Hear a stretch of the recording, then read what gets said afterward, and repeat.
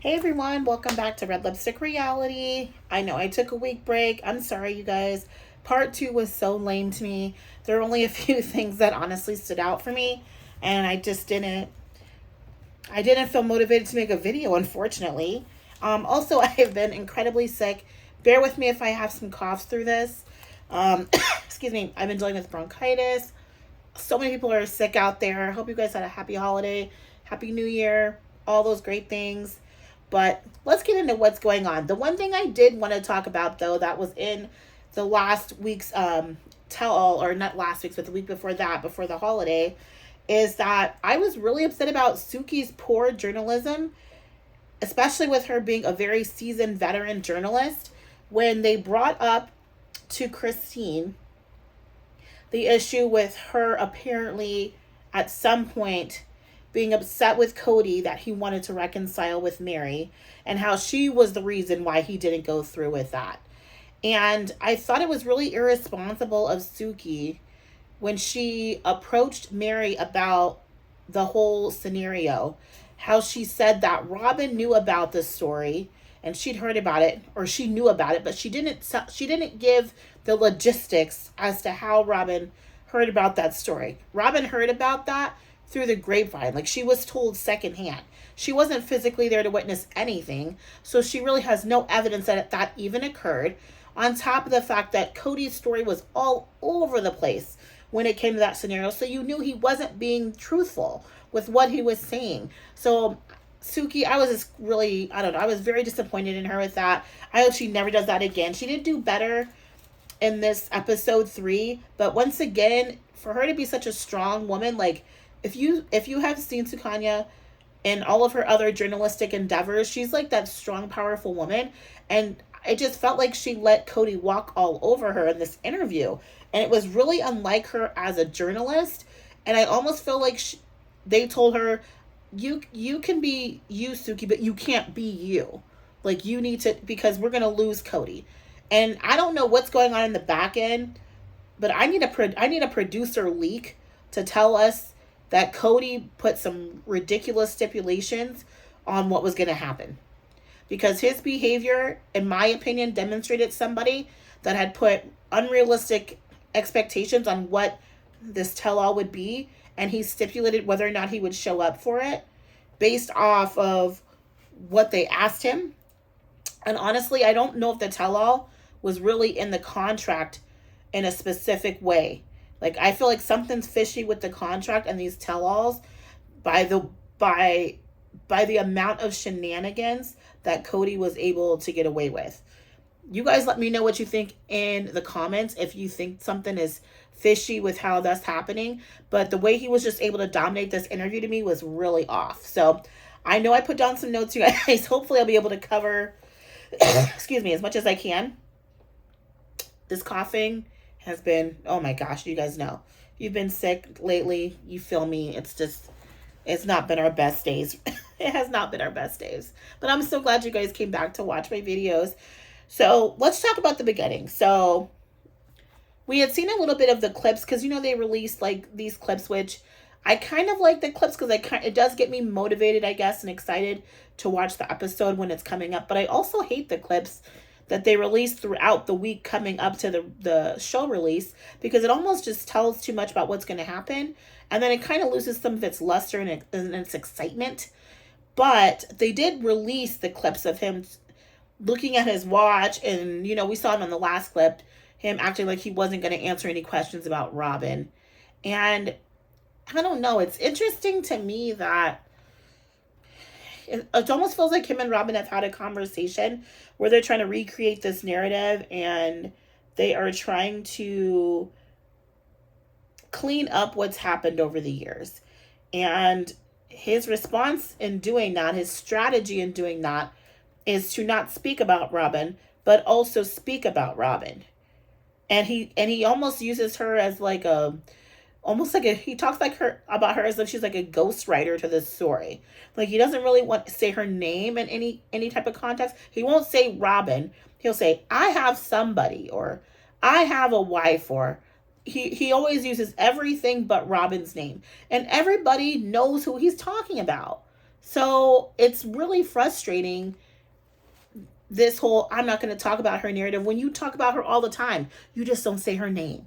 That's just what that all is. And I don't know what game you guys think you're playing, or how you think this is going to change the narrative surrounding you two. It didn't. It made it worse. Sorry. His behavior was odd. I did not understand it. I want to know how you guys feel about that.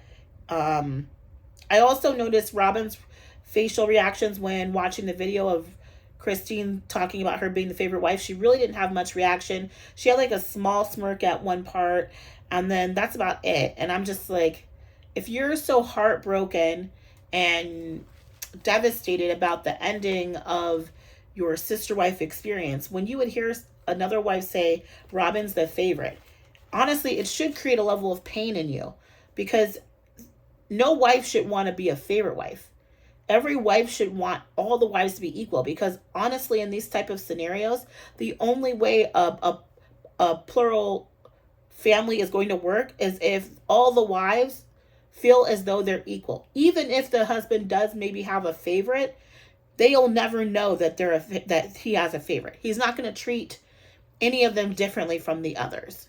And that's where the issue lies, is that a man that is successful in this knows how to do that. They know how to make them all feel equal, even if technically he does have a favorite. And I know the anthropologists, when they did that, when they stayed with the families, that's one of the things I know that anthropologists said, was that even if you have a favorite wife, the other wives cannot know about that favorite wife.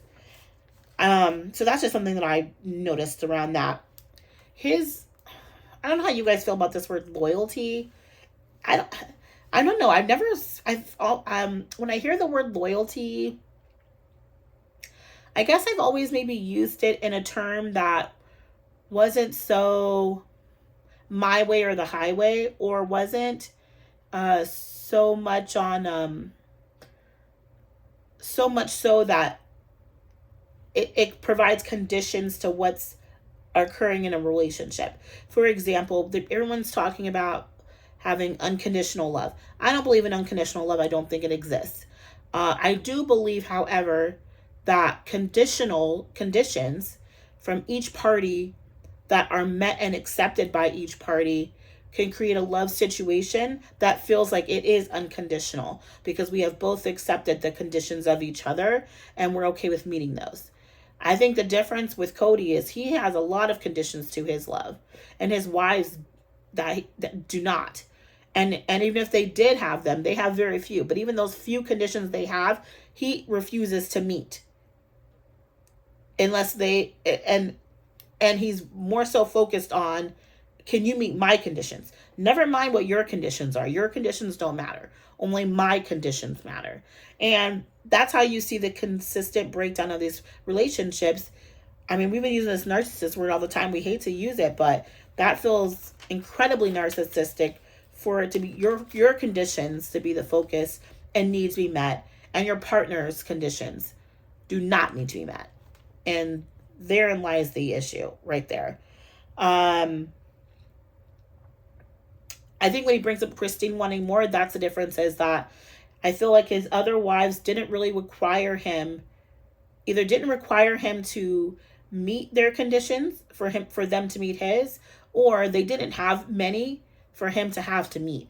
I think, for instance, the only condition Janelle really had is to allow for her independence and to be a good father. And those things, for a very long time, he was able to do. And once he decided that a condition for him was that he needed to be this head of household where he made all decisions, that totally negated her condition of independence. And that's where they have this clash. So I think when most people would assume, hey, Janelle should be okay with this, she's not very affectionate to begin with. Excuse me. I think for Janelle, once he started neglecting his role as a father, and once he started challenging her independence, the minimal conditions that she had to stay in this relationship and be satisfied were no longer being met. And I think that's honestly why you're seeing the result of their relationship now. God, I wish Suki had a bigger... Where is Suki's backbone, y'all? Like, Suki is a bad you know what. And I am confused as hell, y'all, why she is letting Cody talk to her the way she's letting him talk to her. It's almost like he's like verbally abusing her. It makes me very uncomfortable. The language he's using with her, the tone he's using with her. I don't work well with aggressive tones in men. Like, you need to come to me at a calm tone. I do not handle that anger. I do not handle that well. It literally makes me enraged. And I don't know how, or I don't know why she's allowing for this behavior to continue, but I feel like she should have checked Cody a couple times, especially in this first half. He was out of control. He looked incredibly unhinged. I don't know what is going on with him, but he's all over the place, and it was not a good look. And it really showed its ugly face when it came to him asking about does that make me and Robin bad if we're having this whatever good relationship that's filled with favor or whatever, and these other people are not. And we'll get to that. This whole thing surrounding favor, it's very keep sweet and obey. I'm assuming people that are watching my Sister Wives reviews are also people that you just have a general curiosity about polygamy. I know that I do. I had it before Sister Wives. I just was always fascinated that you could make something like this actually happen. And I also was fascinated as to why you would choose this for yourself. Excuse me. And why a religion would make this part of a testimony. Excuse me. And a calling. I just always thought that was interesting that a religion would make that part of the testimony and a calling. And that's why I'm not very religious, because it's just interesting to me that a lifestyle choice where you're putting women in a subservient role, and at a disadvantage would be a religious choice. It's always interesting to me. But when he brings up finding favor, it feels very transactional. And I'm going to talk about the transactional, I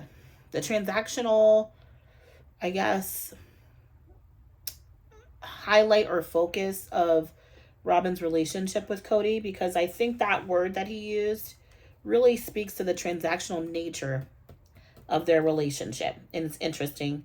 He talks about trash talking, and I think what Cody is conflating and maybe confusing is trash talking and holding somebody accountable. And he is a person that doesn't really handle criticism well, whether it's constructive or not. And I would assume for him that anytime a wife has something that doesn't feel of favor towards him, that he assumes that you're trash talking him.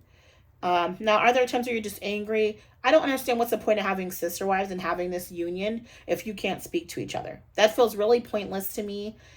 I would assume that you would rather me talk to people within our family rather than me going outside of our family to talk about my grievances. I would assume that's one of the advantages of having a plural family, is that if there are issues where you're like, are you noticing that his behavior is like this?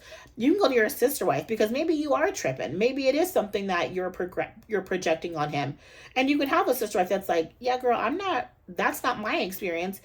That could be a positive thing for a relationship. But also, it's also validating, though, if you do have another wife that's saying, no, he is dropping the ball over here too. That is validating. And honestly, if I was a husband and I had more than one wife coming to me saying, hey, you're dropping the ball here, at the end of the day, it's gonna come back to me. I'm supposed to be the patriarch. I'm supposed to be the head of the household. This is what I, stepped into this position to do, what I felt called to do, what I felt like I had the strength as a man to do. I need to own that. And Cody is just not owning the responsibility and the accountability that comes with being a plural husband. I just don't think he has it in him. And I think his narcissism is really not helping him out in this situation. Excuse me, y'all. I'm still seeing a lot of denial with Mary making a lot of excuses for Cody still. She makes excuses for Cody too. Speaking to his need for loyalty. And I'm just like, if loyalty means that I'm going to have to deny and ignore a woman that helped me raise my children, that doesn't make any sense. Because I'm sorry, but Christine and Janelle have basically been in a 30-year-long marriage too. You guys were in a plural marriage, a plural relationship. Just because her relationship breaks down with the man doesn't mean it broke down with everyone. And that's what Cody doesn't understand is, while he's over there at Casa de Robin, He basically left these women to fend for themselves. So what do? Well, I guess you try to find community where you can find it. And if the only person I have to communicate with is my sister wife, 9 times out of 10, if we're able to be civil adults and talk out some of the issues we had in our past, we're going to be able to come closer, and she's going to be my right hand. But he wasn't handling business with all his wives, so that's what happened. So I don't think he understood the gravity of his decision making when he decided to put the strong arm down. And even before then, his decision to spend all this extra time with Robin, giving the excuse that she had younger kids, when he did not give that type of support to his other wives, especially Christine, when she flat out asked him for help and he did not help her. But he utilized these young kids with Robin as an excuse for why he was spending more time over there, and so did Robin, and I don't want to hear them say otherwise because that's a lie. And then he used COVID as an additional excuse to be where he wanted to be at. But as a result of that, your other relationships with your other wives suffered. And I'm waiting for him to just take some responsibility and accountability for how you just dropped the ball, bro. You dropped the ball. There's no way around that. You can't spin it. You dropped the ball. Excuse me. I will say this. This is something that I'm standing by. And I'm not going back on it. Robin has been a financial and emotional liability from day one. From the moment that Mary and Cody even entertained the idea, she has become an emotional and financial liability. You have to think that there are multiple women in this family that have filed for bankruptcy. So finances have always been an issue. That's another one of the things that the anthropologist said, is that if you have a financially well-off family, in a plural family, the success rate is higher.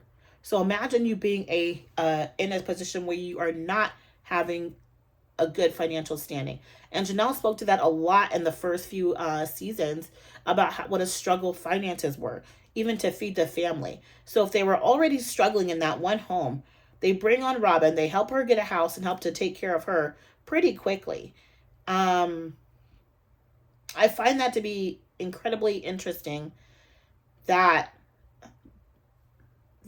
Cody felt adding an additional financial burden through children and everything else, an emotional burden when you already have a lot going on in your family, would somehow be a good idea.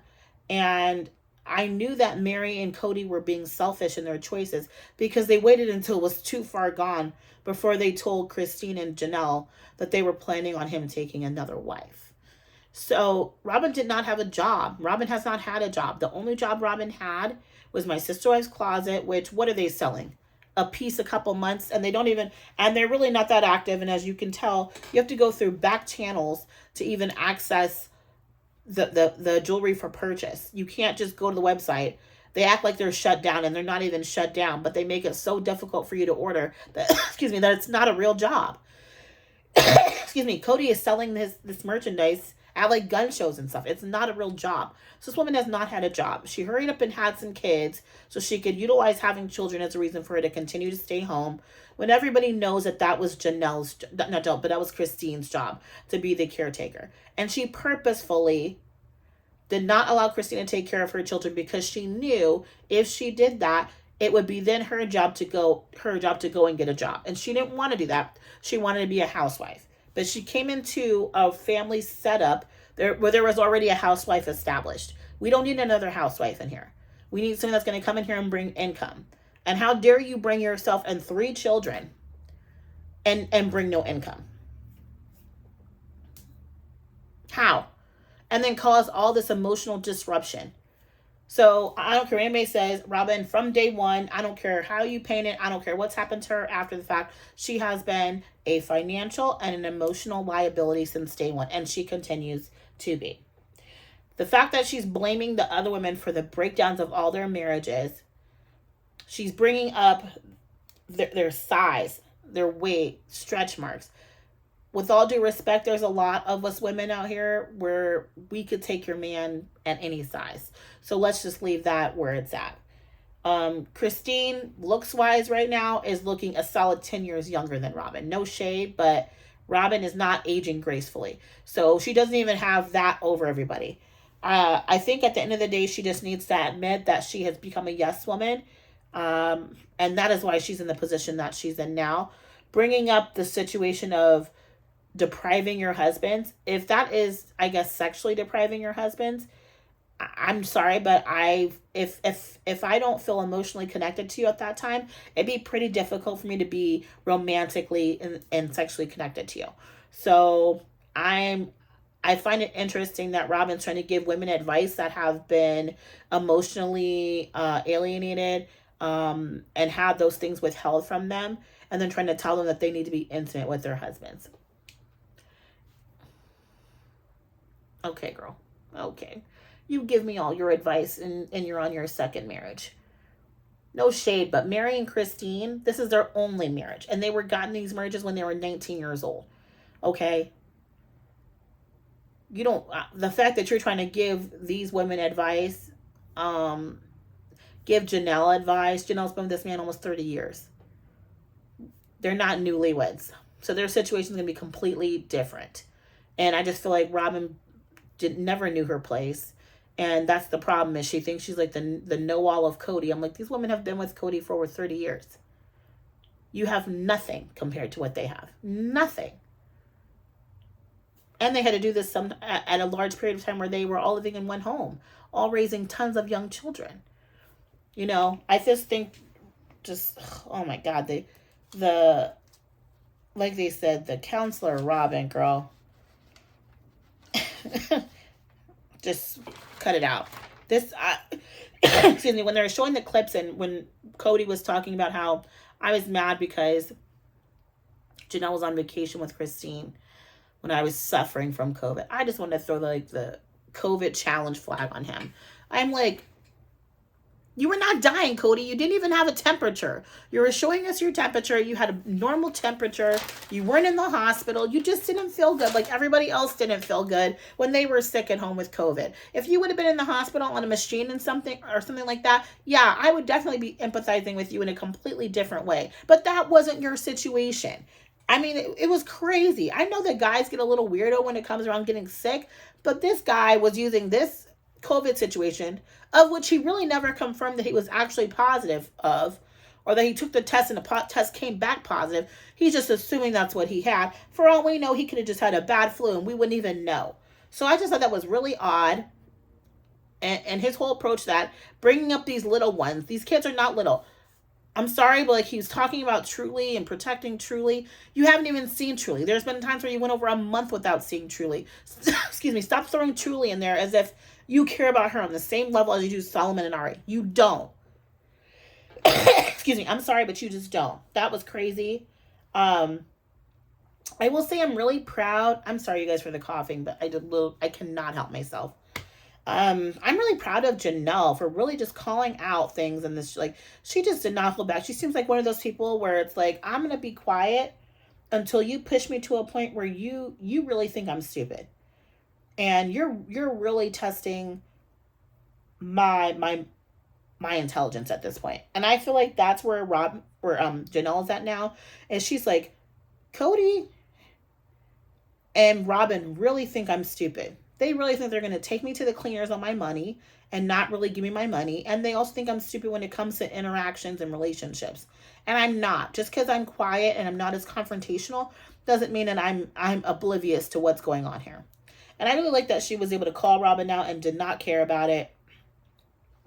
I was just really proud of her, especially when he was trying to question Janelle's loyalty. And I think anybody that's watched this show for a while, Janelle has absolutely been one of the most loyal. She's always talked about how great of a dad he is.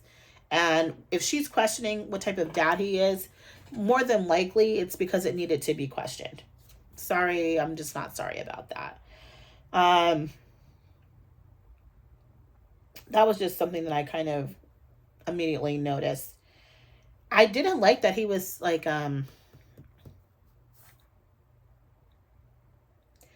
that he was talking about getting their pencils wet and was like really quick about kicking his kids out. That was gross. I don't know. I'm like, you don't even talk to your kids enough to even know what their personal sex lives are. For you to just like kind of throw that young lady out there as if she's loose or something, that was a weird, odd energy. Because Gabe certainly didn't speak of her in that light. It was more so like, hey, I want to be around my partner. This is my partner I'm dating. I'm an adult man dating somebody. To see, I'm just not going to see the person I'm in a relationship with because of COVID isn't going to work for me. And I get it. I thought that was weird. But I will say this, when it comes to the whole COVID, and some people might disagree with me, excuse me, on this point, but when COVID first started, I worked at a company, an organization where I got news about what was going on in China pretty early, at least a couple weeks before this shutdown occurred, and our boss basically told us, hey, you guys, something's really going on over here. I think we all need to be prepared ahead of time. Also, when you go home for the weekend this weekend, I'm going to suggest you take everything you need to work, because we just have a bad feeling about what's happening there. It was my grandma's 80th birthday that same weekend. And I knew I had family coming in town. My mom, everybody was coming. It was a big birthday. It was her 80th birthday. They wanted to have it at the casino. I told my mom, there is this COVID going around. It is very dangerous. My grandma gets sick really easy. She goes into the hospital pretty frequently. And I was like, I'm very concerned about us having her in something like a casino right now. It just seems like a very bad idea. And I got a lot of pushback. And everybody was like, I don't know what you're talking about. We'll just pray on it. Especially in Black families. The first thing we'll say is we're going to pray on it. Well, you can't just pray over this. I'm sorry, you can't. You need to be cautious and aware. And so I had to like bring in some of my other cousins to talk our older family down from having this party. And I ended up being the bad guy. They tried to make me out to be the bad guy because I was like, we're not doing this. So we ended up having a smaller get together at my grandma's. And even that, to be honest with you, was probably dangerous. But it was a lot less dangerous than what we would have been in. Long story short, you guys, that party happened on a Sunday. That Monday was where we were told you're not going to come back in the office. And that Tuesday, the country was shut down. It was that quick. And so you think about how that changed so many lives so drastically, so quickly. I actually live in Arizona, so I'm thinking about Flagstaff, and Flagstaff is kind of a little bit more remote. So they didn't really get hit as bad as first, but I live in the city. So when you live in the city, it hit us pretty quickly, and we made decisions right away about what we were going to do. When I look at Gabe and Garrison, they really had an energy like a lot of young people that I noticed. It was either like really old people that weren't worried and said pray on it, or really young people that thought they were invisible. Us like millennials, like that Gen Z millennial population in the middle was like, are y'all crazy?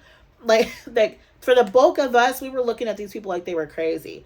And, thinking about Gabe and Garrison, they're really young.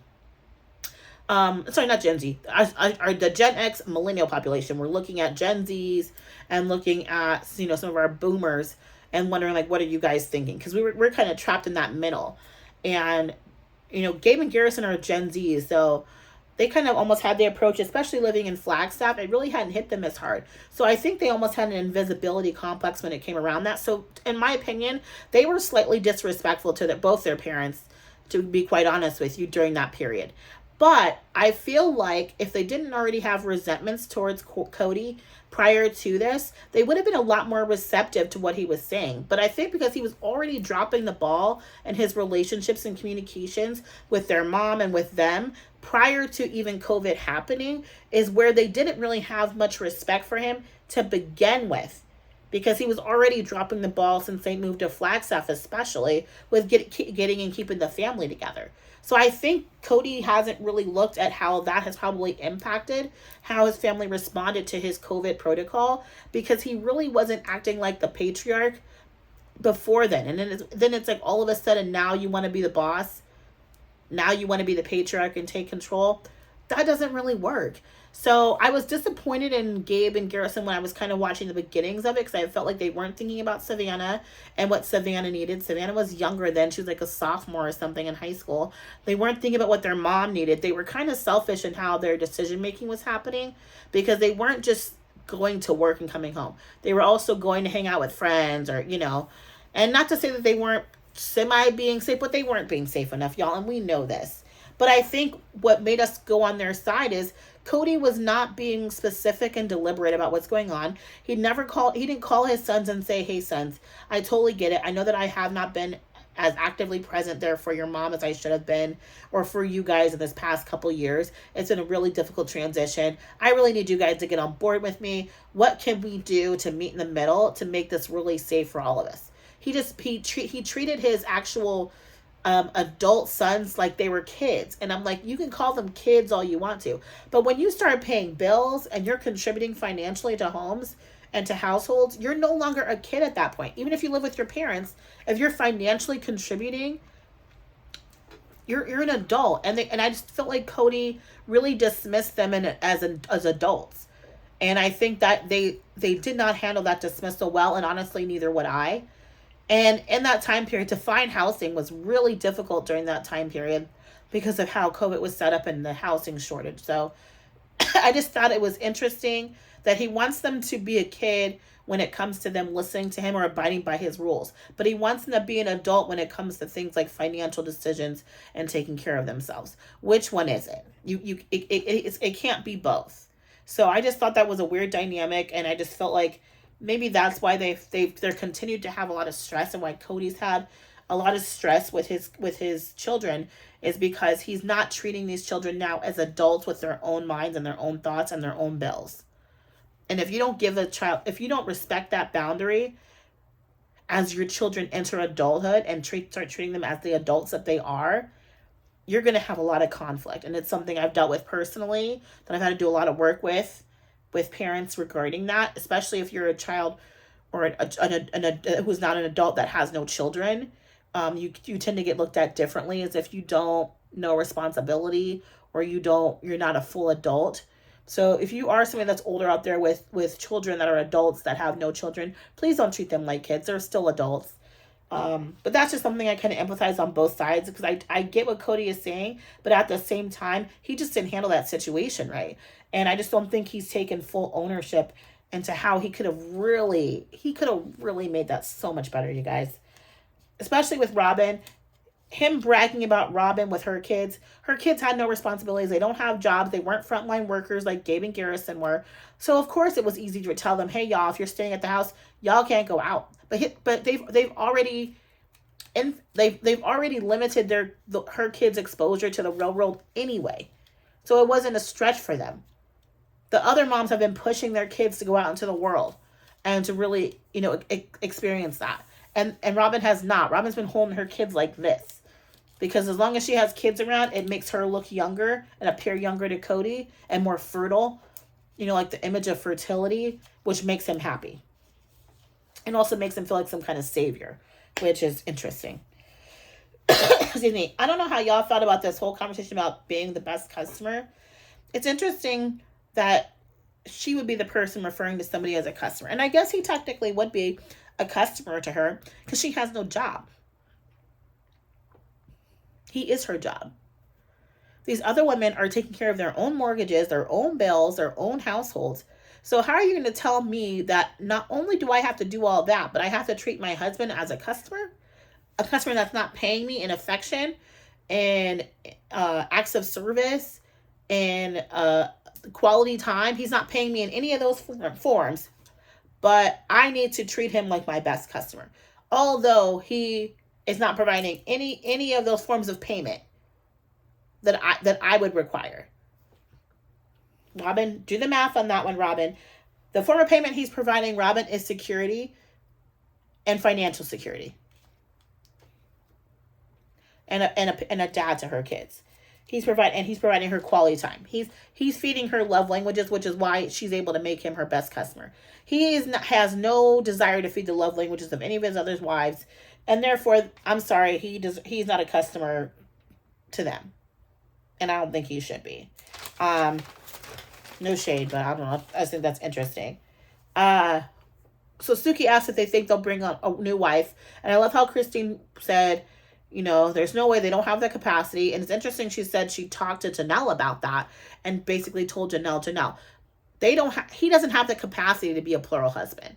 So even if you did get back with this man, it would not change. He would not be able to change this behavior. The only way he could change it is if you were more like Robin, which would be the complete opposite of who you are.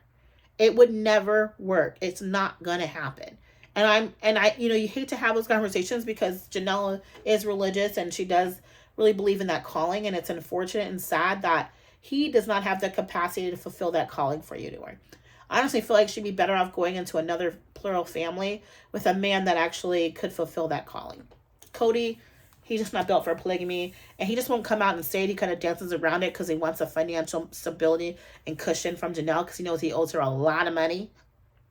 So he's trying his best to get Janelle back. And Janelle said, I'm not coming. She's not coming, Cody. I'm sorry. She's not coming.